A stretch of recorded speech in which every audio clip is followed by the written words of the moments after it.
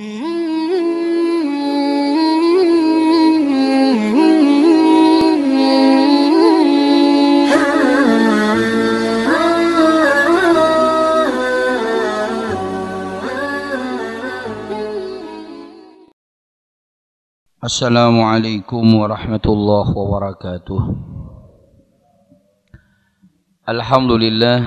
Alhamdulillahi rabbil alamin wa bihi nasta'inu ala umuri dunya waddin. Salatu wassalamu ala asyrafil anbiya'i wal mursalin Sayyidina Muhammadin wa ala alihi wa sahbihi ajma'in. Allahumma salli wa sallim wa barik ala Sayyidina Muhammad wa ala alihi wa ashabihi ajma'in wa tabi'in wa tabi'it tabi'in wa man tabi'ahum bi ihsanin ila yaumiddin. Amma ba'du.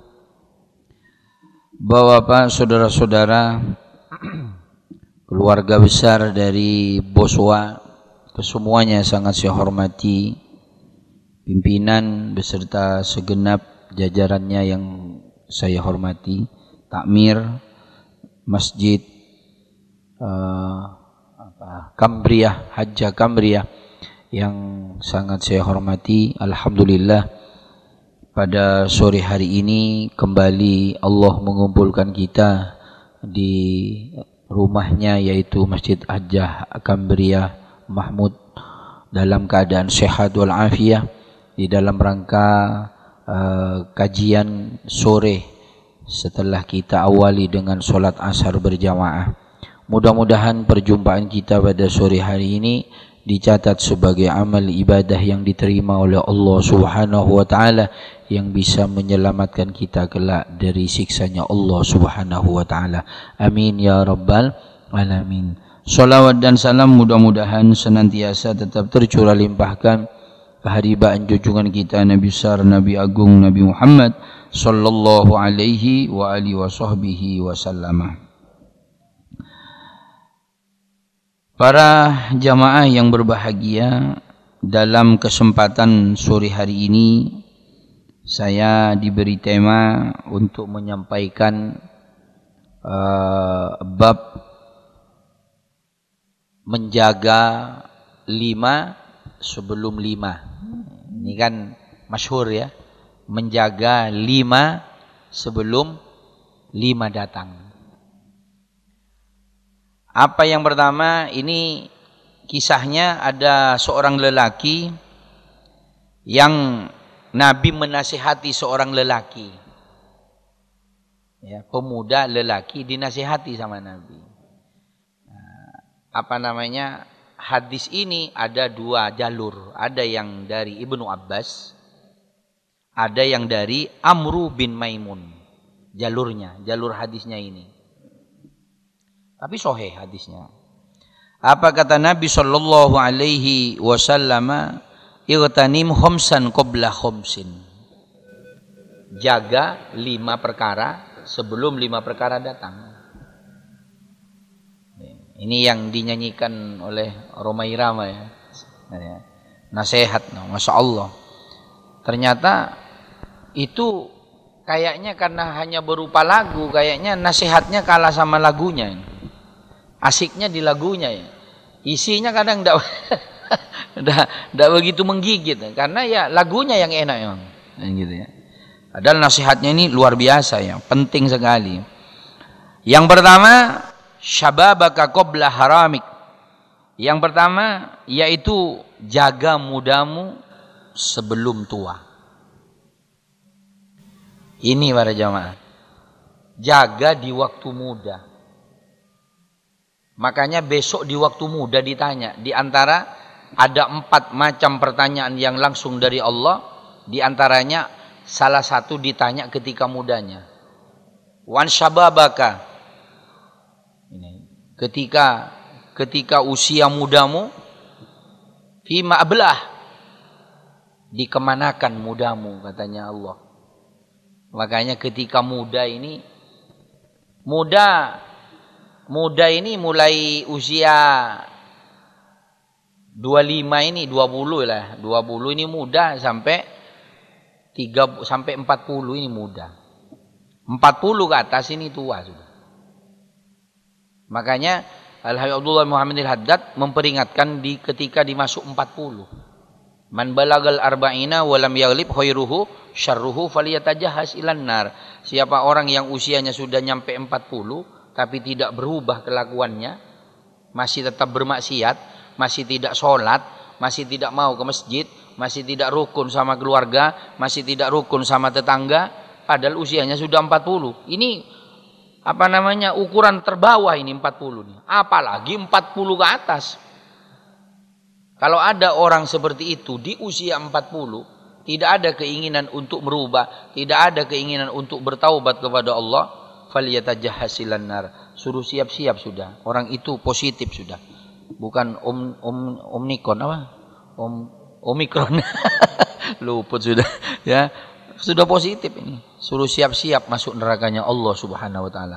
Makanya ketika kita muda ini suruh jaga di manfaatkan muda. Waktunya bekerja, ayo bekerja. Kan sekarang banyak muda dipakai untuk berleha-leha. Engko tua kan sadar dewek. Justru di waktu muda ini yang akan membawa menjadi pengaruh terhadap di hari itu tuanya. Memang banyak sih contoh di waktu mudanya nambeng, tuanya sadar, kayak itu di televisi ya, Anton gitu ya, Anton ya penjahat ya, Anton Medan ya yang terkenal di televisi itu, yang bajingan-bajingan tuanya sadar. Ya itu kan salah satu beberapa dari sekian orang karena usianya masih hidup. Kenapa kita disuruh muda, suruh jaga? Iya kalau seperti Anton masih hidup di hari tuanya. Kalau kita tidak nyampe tua. Kalau kita tidak nyampe tua ini, pas kita tidak pernah berbuat apa-apa di waktu muda, apa yang mau diandalkan di hadapan Allah Subhanahu wa taala? Makanya salah ketika ada orang tua mengatakan, jaga anak sampean, sia-sia nom biasa, lumrah, nom-noman itu biasa, mijeng di waktu dodol. Gitu ya. Iya kan, kalau anak muda itu nongkrong di situ sudah. Kalau malam minggu di jalur ini sudah ke selatan itu sudah siap-siap trek-trekan trek-trekan balap-balapan itu di pinggir jalan subuh jam 3 itu. Siap-siap untuk balapan. Orang tuanya tidak tahu itu. Apa tahu saking pura-pura tidak tahu, tidak ngerti. Dianggap lumrah karena masih mau salah. Di waktu muda ini manfaatkan, arahkan anak karena akan di waktu muda ini akan menentukan tuanya. Orang kalau sudah terbiasa narkoba di waktu mudanya, soro tuanya ini untuk berubah. Kalau sudah kecanduan, soro. Bisanya bisa, tapi sulit untuk selesai. Orang kalau sudah mudanya ini biasa sudah bermaksiat kepada Allah, tuanya ini sulit sudah, sering mabuk. Kalau tuanya mau leren mabuk sudah, sulit. Bisa, cuma sulit sekali. Makanya di waktu muda ini manfaatkan. Dan besok juga ditanya, dihabiskan untuk apa wahai manusia? Mudamu dihabiskan untuk apa? Artinya muda ini luar biasa. Makanya jangan sampai kita menyia-nyiakan muda kita sehingga kita menganggap kita ini akan hidup sampai tua. Tidak ada yang tahu. Ajal ini masalahnya tidak ada yang tahu. Kemarin tetangga saya matinya umur 28. 28 sudah mati. Apalagi yang tua. Kalau enggak nanti besok. Apa sampean dulu, saya belakang. Kan gitu ya. Ngiji. Yang kedua, suruh jaga wasihhataka qabla saqamik. Jaga sehatmu sebelum sakitmu. Ini aja. Jaga sehatmu sebelum sakitmu. Makanya sehat ini mahal harganya. Makanya ketika ada kiai, ada alhamdulillah, mudah-mudahan kita semua diberikan sehat wal afiyah. Kadang kita enteng jawabnya, amin. Didoakan sehat, aminnya tipis ya. Amin. Tapi mudah-mudahan rezekinya bertambah banyak. Amin, amin, amin. Utang-utangnya lunas semua. Amin, amin, amin. Jadi amin kenceng ini ketika ada kaitannya dengan fulus, dengan uang, dan ada kaitannya dengan utang. Aminnya kenceng sudah. Tapi kalau hanya didoakan sehat walafiat, aminnya kecil. Mudah-mudahan jenengan semuanya diparingi sehat walafiat. Amin. Kadang tidak ada yang nyaut. Padahal nikmat yang luar biasa, nikmat sehat. Ada nikmat yang besar tapi disepelekan oleh masyarakat. Apa? Nikmat sehat.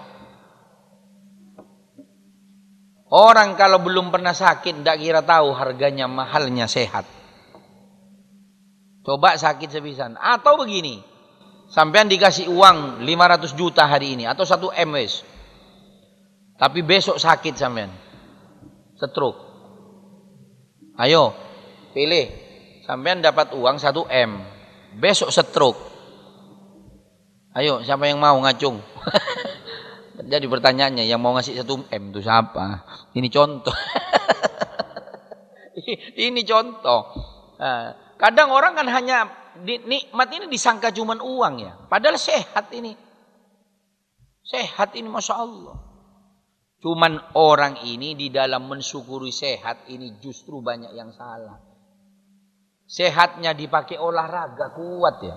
Sepedaan keliling Banyuwangi dari kota ke Watu Dodol, bahkan ke Galekan itu jalan enak. Ke Ijen sepedaan kuat, ke Kalikota sepedaan kuat, ke masjid yang cuma 50 meter, sikil asam urat kumat, kaki asam urat kumat, sepedaan kuat tanjakan. Oh iya, mulai jam sekian janjian sudah. Itu rutin sudah. Istiqomah setiap minggu. Mulai jam 6 sudah sama teman-temannya sudah. Ayo standby di perapatan wes. OTW. Satunya OTW. Iki wes di belakangmu wes. Sia gitu. Jalan rombongan datang jam 10 siang. Masya Allah kuat. Tapi ketika dibawa ke jalannya Allah, tidak kuat sehatnya. Tidak kuat sehatnya. Itu tidak syukur kepada Allah. Syukur sehat ini kan, sehatnya ini dimanfaatkan di jalannya Allah Subhanahu wa ta'ala. Oh, tidak salah sepedaannya. Saya tidak mengatakan orang sepedaan salah. Tidak. Saya tidak mengatakan salah. Orang lari-lari, olahraga, sepak bola. Saya tidak mengatakan tidak. Salahnya kapan? Ketika hanya bersepeda kuat, ketika dibawa jalan menuju Allah, tidak kuat. Di sini salahnya. Bukan bersepedanya yang salah. Nanti salah paham. Katanya Ustadz bersepeda haram. Tidak ada haram. Tidak haram. Tidak ada mengatakan haram. Bersepeda, berolahraga. Memang harus berolahraga kita. Olahraga. Tapi olahraga yang paling bagus, olahraga sholat. Mana ada gerakan yang memang canggih seluruhnya berkaitan dengan organ-organ tubuh yang akan menunjang kesehatan kita kecuali sholat. Karena yang menciptakan gerakannya yang bikin kita tahu posisi businya di mana. Umpama sepeda motor lah, tapi manusia mana ada busi? Organ tubuh, jantungnya di mana, paru-parunya, ginjalnya. Kalau posisi ruku ini pengaruhnya kemana? Kalau posisi iktidal ini akan pengaruh kemana? Sujud pengaruh kemana? Lama sujud, duduk di antara dua sujud dengan posisi duduk seperti itu, pengaruhnya kemana? Itu semuanya mengandung kesehatan. Karena yang menciptakan gerakannya itu langsung dari spesialis dokter, big dokter, di atasnya dokter, yaitu Allah Subhanahu wa ta'ala. Kita ini senam aerobik yang hanya orang-orang sebelah, konco dewek yang nyarang, kita sangat antusias dengan musiknya yang dus, dus, dus.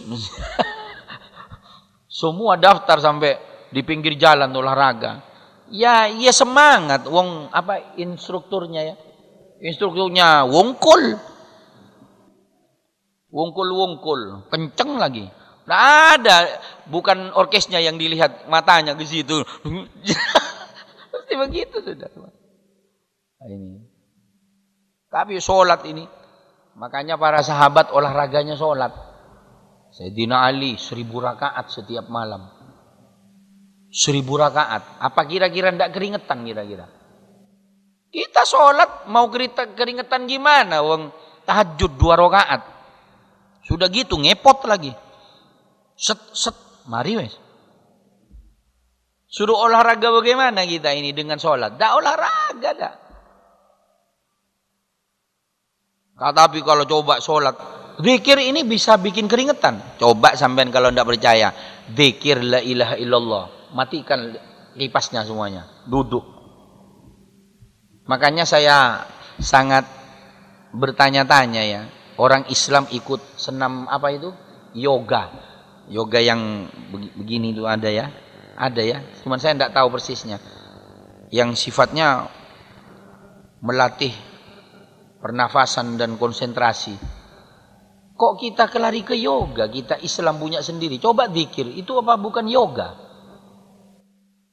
Zikir duduk yang bagus. La ilaha illallah, satukan fikiran, satukan hati.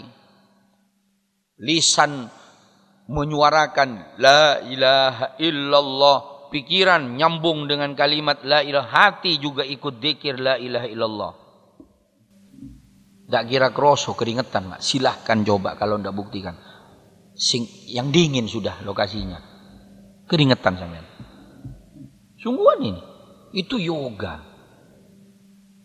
Yoganya yang bermanfaat, yang berpahala, yang akan menyebabkan kita diampuni oleh Allah Subhanahu wa ta'ala. Coba pakai olahraga tengah malam, coba yoga menghadap Allah, coba la ilaha illallah, la ilaha illallah. Insya Allah keluar keringat. Paginya tidak usah olahraga kita, keringetan. Sungguh ini. Coba sampean buktikan. Kalau tidak percaya nanti malam 100 saja, tapi wiridnya yang bagus. Jangan la ilaha illallah, jangan la ilaha illallah, la ilaha illallah. Tapi jangan baca di hati ya. Tidak ngaruh. Suarakan biar mulut juga ikut zikir. Kalau cuma baca di hati, mulut tidak ikut zikir, kan menang. Jadi mulut ini tidak berpahala, hati tok yang berpahala. Ya, nah ini para jamaah. Jadi manfaatkan sehat sebelum sebelum sakit datang. Karena kalau sudah sakit, tidak ada sudah. Kan banyak orang ketika sehat jalan-jalan, ketika stroke baru minta antar ke rumah, ke masjid, sama anaknya diantar. Ya Allah, ya untung sih, masih untung itu, masih mau sholat masih sebelum mati. Cuman kan sudah ndak sempurna, namanya sholatnya orang sakit ini sudah ndak sempurna. Kalau duduk di kursi biasanya sujud, sudah ndak sujud, sudah cukup merunduk begini. Kesempurnaannya sudah berubah sudah. Yang punya penyakit asam urat, duduknya wiridan biar agak lama, dia sudah ndak kuat. Agak lama zikirnya, assalamualaikum, assalamualaikum, mencolot sudah. Tidak sempurna sudah, tapi lumayan. Eman. Ya. Nah, terus yang ketiga, wa faragha qabla sulika. Sempat sebelum datang sempit. Ya kayak gini, ini kan aslinya tidak sempat, saking menyempatkan, dari saking pentingnya nuntut ilmu sehingga di tengah kesibukan jenengan semuanya bekerja yang wajib masih menyempatkan diri untuk mengadakan kajian di Masjid Hajjah Al-Kambriyah ini. Ini luar biasa. Kalau ada orang ngaji di luar sana yang memang tidak kerja, itu biasa. Tapi orang yang menyempatkan ngaji di tengah kewajibannya bekerja, ini yang luar biasa. Ini luar biasa. Makanya bersyukur sampean ini. Sampean termasuk orang-orang yang hebat. Di tengah sibuknya, di tengah kewajiban, masih mau mengadakan apa namanya, keluarga besar Boswa, takmir masih mau mengadakan kajian seperti ini. Orang yang nyata-nyata di kampung itu santai, Pak. Nggak datang ya, rokokan. Iya, di sini masjid ada kajian, di luar sana dekat. Lihat, itu rokokan ngobrol, nggak datang. Ya Allah, sampean sibuk, mestinya sampean bekerja, yang bekerja bagian nulis mungkin sudah ngetik dengan, tapi sampean menyempatkan untuk mengkaji ilmunya Allah Subhanahu wa taala. Ini luar biasa, ini luar biasa. Ibaratnya sampean ini di atas rata-rata sudah. Di atas rata-rata keimanan sampean ini. Sungguhan ini, bukan ngelem lah, tapi kalau dilihat dari hadis ini, sampean ini di atas rata-rata. Karena ngaji ini luar biasa. Katanya ada makalah ya, ij'alil ilma udran lil asya wa la taj'al asya udran lil ilmi. Jadikan hadir ke majelis ilmu itu sebagai alasan untuk tidak hadir ke acara-acara yang lain. Karena tidak ada acara yang hebat di muka bumi ini kecuali acara pengajian. Acara yang paling hebat sekalipun di dunia, yang nomor satu menurut pandangan Allah adalah acara di situ dikaji ilmunya Allah, di situ hadisnya Rasulullah dikaji. Itu acara yang terhebat menurut pandangan Allah Subhanahu wa ta'ala. Wala tajal asya, dan jangan jadikan sesuatu acara yang lain sebagai alasan untuk tidak hadir kepada pengajian. Kan banyak, tak teko pengajian, barengan ini, ada saja alasan. Jangan jadikan alasan, sebentar ya, janjian, ayo mau sepedaan, sebentar ngaji dulu, nanti habisnya pengajian kita sepedaan. Seharusnya begitu. Bukan justru yang biasanya datang ke pengajian, justru gara-gara punya janjian hanya bersepeda, malah ke pengajiannya prei. Jangan, itu salah. Jadikan pengajian sebagai alasan untuk menunda ataupun menunda ataupun mengganti prei atau tidak hadir ke acara-acara yang lain. Ini dari saking tingginya pangkat nilai pengajian. Kok coba bayangkan ya, kita ini niat saja datang ke pengajian ini, kita duduk seperti 1000 tahun. Man jalasa sa'atan indal ulama khairun min ibadati alfi sana. Duduk sesaat seperti ini, 1 jam mendengarkan ilmu-ilmunya Allah, ini dauhnya Rasulullah yang disampaikan, itu pahalanya seperti beribadah 1000 tahun. Lebih bagus daripada orang ibadah 1000 tahun. Lebih bagus, bukan sama, lebih bagus. Makanya orang datang ke pengajian ini ikhlas tidak ikhlas, gerundeng tidak gerundeng, sampean keluar, masang kakinya ke sandalnya, ke sepatunya, dosanya sudah disepuro oleh Allah. Andai jenengan ini tidak dapat ilmu, andai pengajian hari ini sampean tidak nangkep sama sekali dari apa yang saya jelaskan, tapi sampean duduk di pengajian, sampean sudah keluar, sudah disepuro oleh Allah dosanya, insyaallah. Apalagi dapat ilmu yang saya jelaskan, dapat ceket sehingga menjadi pegangan sampean di dalam hidup sehari-hari. Karena untuk itu ngaji memang, agar supaya kita ini berjalan di jalannya Allah Subhanahu wa taala. Lebih-lebih sekarang. Makanya Al-Qur'an ini adalah imam kita. Ditanya besok kalau mati, siapa imammu? Kan ditanya. Oh, imamnya Ustadz Badri. Bukan. Kok jawab Ustadz Badri? Iya, asar kadang Ustadz Badri yang ngimami. Bukan. Siapa imamnya? Yang menuntun kita Al-Qur'an. Mana bisa kita jawab Al-Qur'an imam kita, sementara kita di dalam kehidupan kita bukan Al-Qur'an yang ditaruh di depan, tapi akal yang ditaruh di depan. Al-Qur'an dikebelakangkan. Al-Quran ngomong ke barat, alah itu teori, akal ngomong ke timur. Kita milih yang akal ke timur. Naudzubillah. Mana bisa besok kita kalau mati jawab, imam saya adalah Al-Quranul Karim. Tidak bisa jawab. Tidak bisa jawab. Nabi Muhammad siapa? Nabi. Ditanya, siapa nabimu? Wa man nabiyuka? Siapa nabimu? Muhammad sallallahu alaihi wasallam. Kalau ditanya imamnya, bukan Muhammad imamnya, bukan Nabi Muhammad imamnya. Imamnya adalah Al-Quran. Ini bisa jawab kalau kita menjadikan Al-Quran sebagai imam kita yang menuntun kita. Katanya Al-Quran haram, haram. Katanya Al-Quran halal, ya halal, tidak diharamkan. Katanya dauhnya Rasulullah ini tidak bagus, ya tidak bagus, selesai. Tidak usah mokso. Gitu kan?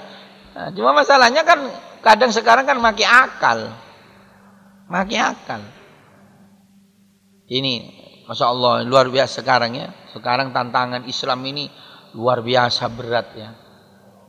Antara harus menerapkan, menaruh suatu keyakinan terhadap ajaran agama dengan sesuatu yang harus kita hadapi dengan peraturan pemerintah. Ini sekarang. Ya satu contoh lah sekarang, sholat ya, yang baru-baru ini, ya sekarang kan, baru-baru ini, ya termasuk di sini, bagaimana pemerintah menyarankan untuk sholat jaga jarak. Di sisi lain, di dalam agama, kesempurnaan sholat adalah merapatkan sholat. Sawu sufufakum fa inna taswiyatas sufufi min tamamis sholat. Luruskan, rapatkan. Siapa yang ngomong? Siapa yang ngomong itu? Nabi Muhammad yang ngomong. Jadi imam sunnah yang ngomong begitu, Pak. Walaupun tidak harus hadis ya. Kadang-kadang kalau tidak harus pakai hadisnya, tidak pakai hadisnya, lurus, rapat, barisan saf salat, lurus, rapat. Itu kan terjemahannya yang disampaikan. Tidak apa-apa. Bahasa Arabnya Sausufakum fa inna taswiyatas sufuf min tamamis shalah. Bahkan sunnah imam ini nengok ke belakangnya. Jadi imam ini jangan langsung nyerocos Allahu Akbar, jangan. Sunnah dapat pahala kalau nengok dulu ke belakang, ngecek barisan sholat. Sudah betul apa enggak? Sudah betul enggak barisan sholat? Nah, kayak tadi ini perlu saya sampaikan, tidak ada orangnya ini. Tadi ada bermakmum ke saya itu sampean. Nah itu ada orangnya, kira ada. Nah, bermakmum, nah posisi makmumnya betul. Jadi kalau sudah posisi makmum berduaan begini, nah ini, ya begini, nah ini. Nah, kalau sudah bermakmum berdua, memang begini. Tapi tidak perlu gutit boleh, tidak perlu gutit karena sudah posisinya makmuman sudah kelihatan gerakannya. Yang gutit ini posisi di belakang kayak gini, posisi jauh. Saya di sini, sampean bermakmum posisinya di situ. Ini perlu gutit karena saya tidak melihat ke belakang. Tapi kalau saya posisi di sini, makmumnya di tengah sini. Memang kalau berdua ini memang di sini dekat ini, sudah betul itu posisi. Cuman gutitnya tidak perlu. Kalau gutit tidak apa-apa, asalkan mau jangan gutit sini. Kalau gutit sini langsung begini. Kalau kena yang latah, ya langsung lereng sholatnya. Tidak apa-apa, bagus. Cuman kalau sudah posisi seperti itu tidak perlu gutit. Yang perlu gutit itu yang makmumnya jauh posisi. Tapi posisinya tadi masnya posisinya berjamaah, bermakmum kepada saya, posisi sudah betul. Pas di belakang tumit saya kakinya itu. Di posisi dekat. Walaupun tidak gutit sudah ngerti sudah. Gue bermakmum ini. Umpama gutit, tidak apa-apa, afdol lagi. Barangkali saya kopok. Atau ya kali orang lain tidak ngerti, ya tidak apa-apa, tidak apa-apa. Gitu ya. Nah ini bagus. Nah, ya. Balik lagi. Jadi suruh jaga ketika sehat apa? Wa faragha qabla sulika, ketika sempat sebelum sempit. Terus selanjutnya wa ghinaka qabla faqrik. Ya. Manfaatkan kekayaanmu sebelum miskinmu. Ini mumpung punya kekayaan, mumpung punya kelebihan harta, manfaatkan hartanya. Jangan pelit. Kalau sudah miskin, sampean mau berderma lewat jalur mana? Ya hanya berderma lewat ibadah, lewat tenaga. Mumpung ada kelebihan, manfaatkan. Salah satu bentuk syukur terhadap harta, hartanya dijalankan di jalannya Allah Subhanahu wa ta'ala. Sampean walaupun tidak ngomong alhamdulillah dapat rezeki, umpamalah. Tapi ya harus tetap ngomong alhamdulillah ketika dapat rezeki, ketika gajian, alhamdulillah, ya perlu. Umpama sampean tidak ngomong alhamdulillah taruh. Tapi oleh jenengan uangnya 1 juta dikasihkan ke fuqara mana, sampean sudah alhamdulillah. Walaupun alhamdulillahnya mantuk-mantuk, alhamdulillah, alhamdulillah, sujud syukur, alhamdulillah, tapi tidak keluar belas. 1000 tidak keluar. Istri-istrinya tidak dikasih. Ini soro ini, salah itu. Iya, itu sudah bukan syukur itu bahaya itu. Jadi bentuk syukur sehatnya dipakai untuk ibadah kepada Allah, bentuk syukur hartanya dijalankan di jalannya Allah. Pengajian, nyumbang, Jumatan, naruh, keluarga sakit, bantu. Ada tetangga kita yang tidak makan, belikan beras. Itu syukur, sudah syukur dari sudut harta. Dia pinter, dia orang yang cerdas memanfaatkan hartanya di jalan Allah Subhanahu wa ta'ala. Sering saya sampaikan kan di tempat ini, hartanya kita itu bukan harta yang berupa rumah, bukan. Harta yang hakiki yang punya kita, yang akan setia mendampingi kita, yang akan setia mengikuti kita, bukan hanya di dunia, sampai akhirat, sampai berjumpa dengan Allah. Bukan yang di bank, bukan. Bukan yang diinvestasikan di tanah, bukan yang diinvestasikan di bangunan, bukan. Yang mana? Harta yang kita infakkan di jalannya Allah Subhanahu wa ta'ala. Itulah harta yang sejati yang akan ngawal kita menuju Allah Subhanahu wa ta'ala. Makanya rugi orang yang hartanya banyak, miliaran, tapi di jalannya Allah hanya 5.000, 10.000. Rugi yang bayarannya 1 bulan di sini 10 juta, tapi naruh ke kota 5.000. Rugi.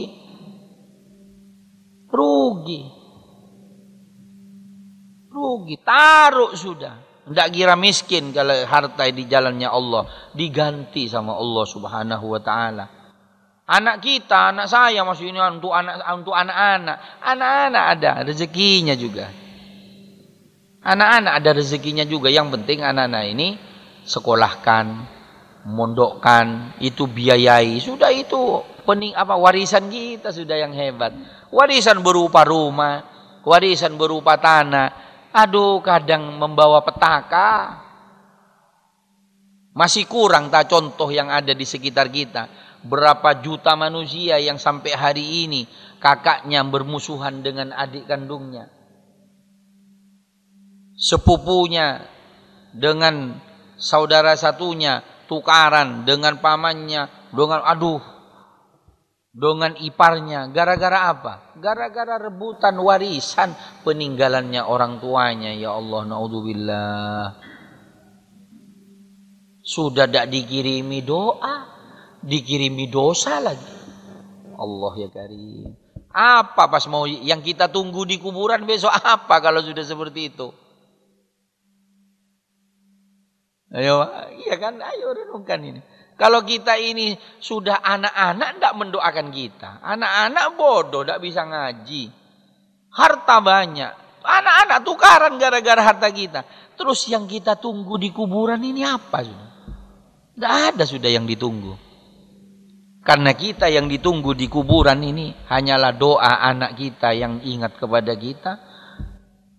Amalnya, bekasnya harta-harta kita yang kita infakkan di jalannya Allah, itu yang kita tunggu.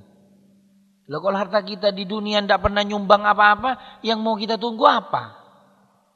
Apa yang mau kita tunggu? Tidak ada sudah. Penantian yang sia-sia. Nunggu tidak ada yang ditunggu. Katanya bahasa sekarang, nunggu yang tidak bertuan. Yang tidak bertuan, tidak ada orangnya yang ditunggu. Tidak ada. Penantian yang sia-sia. Hanya berhayal akan datang bantuan. Ternyata sampai detik ini tidak ada bantuan sama sekali. Kira-kira seperti itulah. Anak tidak pernah nengok kuburan.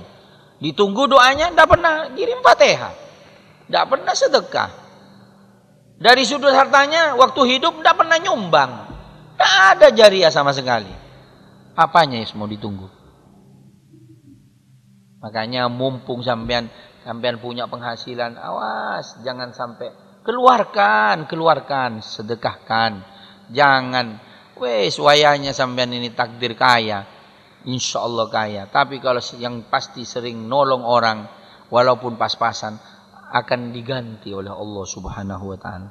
Jangan pernah berpikir semakin habis. Hitungannya menurut pandangan manusia sedekah ini habis.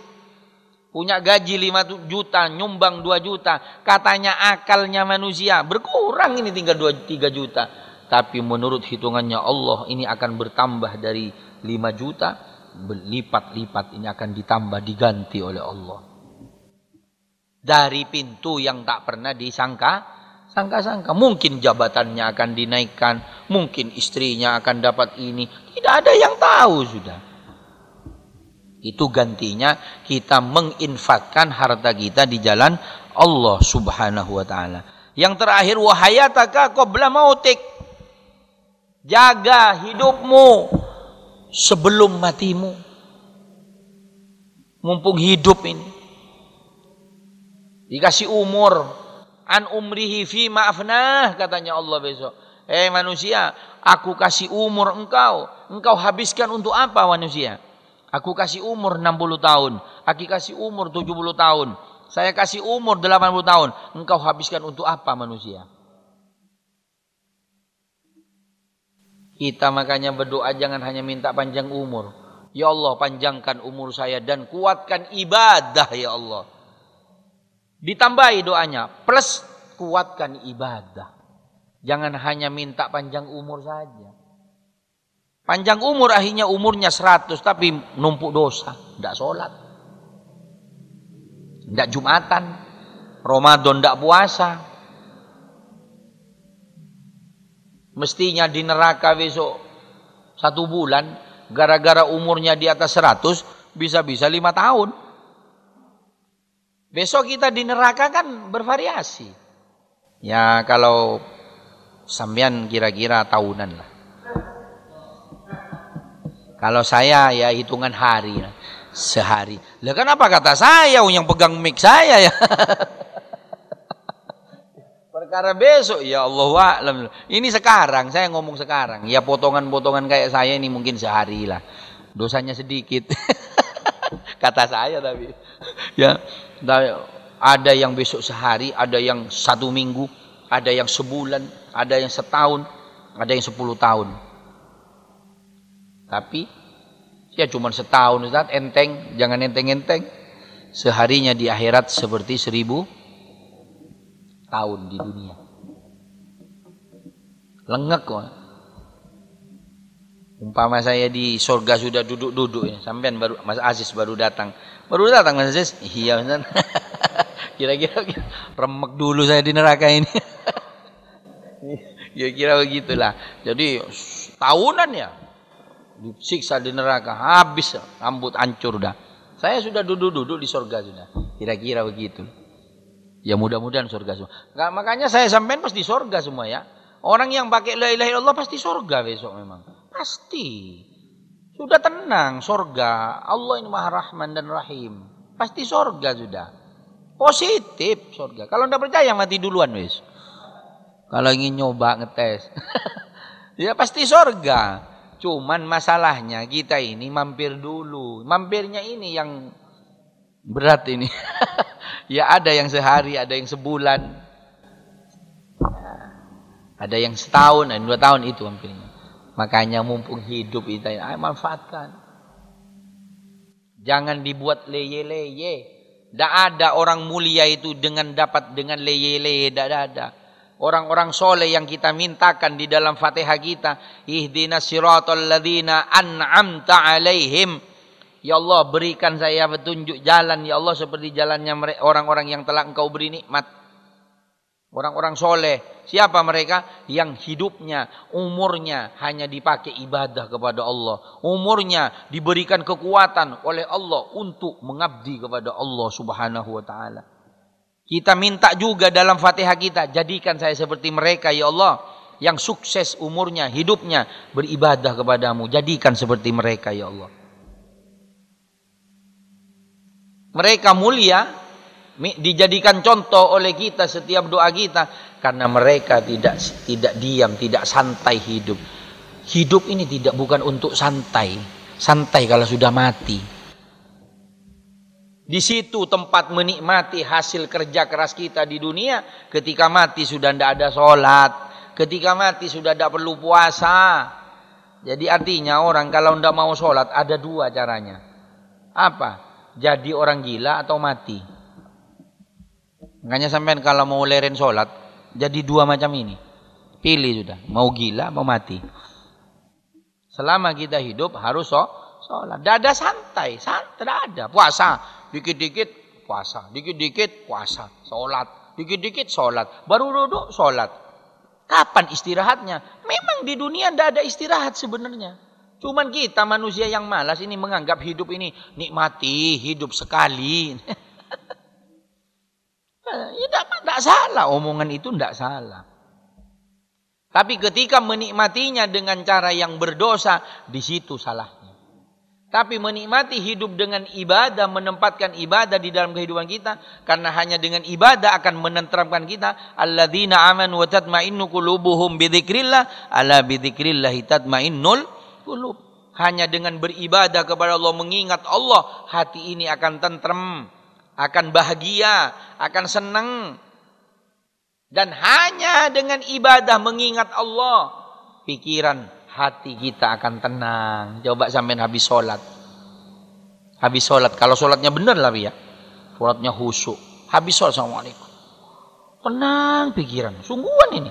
Silahkan dicoba kalau dapatnya. Apalagi tahajud malam. Sampean buktikan sholat 2 rakaat tahajud malam. Sholat itu yang hebat. Kenapa? Salah satunya karena memang jamnya yang hebat. Yang kedua, orang yang sholat malam jelas orang itu sudah orang ikhlas karena tidak ada orang yang melihat. Kalau sekarang saya sholat mungkin karena ada atasan, kepengen dikatakan hebat, bisa, iya kan? Ya kalau sekarang asar masih dilihat konco-konco. Kalau tengah malam siapa yang menilai kita? Hanya Allah yang menilai kita. Makanya orang-orang soleh dulu, saya ingat ya, mungkin Imam Syafi'i kalau tidak keliru, apa katanya Imam Syafi'i? Andai bukan karena ada malam di setiap harinya, saya lebih bagus mati. Yang bisa bertahan hidup, yang menyebabkan semangat untuk hidup, karena ada malam. Kenapa? Di tengah malam itulah dia kesempatannya untuk berdua-duaan dengan Allah subhanahu wa ta'ala. Berzikir, berbincang-bincang dengan Allah dengan zikirnya, berbincang-bincang dengan Allah, bercurhat dengan Allah dengan sholatnya, nikmat dengan sujudnya, karena yakin di hadapannya ada Allah subhanahu wa ta'ala. Apa katanya? Seandainya bukan karena ada malam, lebih bagus saya minta mati. Rabi'ah Adawiyah, seorang wanita soleha yang diabadikan namanya karena ibadahnya kepada Allah. Mereka kalau sudah sore kayak gini, senang ya Allah. Kenapa? Karena ada malam, waktu yang luar biasa untuk berdua-duaan dengan Allah subhanahu wa ta'ala. Kalau sudah habis subuh, murung lagi, Allah malam sudah berlalu. Masya Allah. Malam ini panjang. Jangan pendekkan dengan sia-sia dengan tidur kalian, katanya ulama. Manfaatkan malam walaupun hanya 5 menit untuk melek, karena di situ ada kemuliaan yang luar biasa. Manfaatkan hidup ini dengan beribadah kepada Allah Subhanahu wa taala. Karena di waktu mati kita tidak bisa berbuat apa-apa. Gitu ya. Nah ini para jamaah. Demikian jawaban saya, mudah-mudahan memuaskan dan bermanfaat. Allah manfa'na bima 'allamtana, Rabbi 'allimna alladhi yanfa'una, Rabbi faqihna wa faqih 'alana qarabatin lana fi dinina, malkutin sadaqa Rabbi wafiqna fiqhum lima tartadi qalan fi'lan qarmuzukil kulla halalan daima wa akhil la'atula maluhdha bil khair nufuqul syarr mahdina fi daqwa jansa firida wala tuwallina siwata jamim man khalafa amraka wa sunallahu ni'mal wakil wala hawla wala quwwata illa billahil 'aliyyil sallallahu alaihi sayyidina Muhammadin walhamdulillahi rabbil alamin. Terima kasih, kurang lebihnya mohon maaf. Assalamualaikum warahmatullahi wabarakatuh.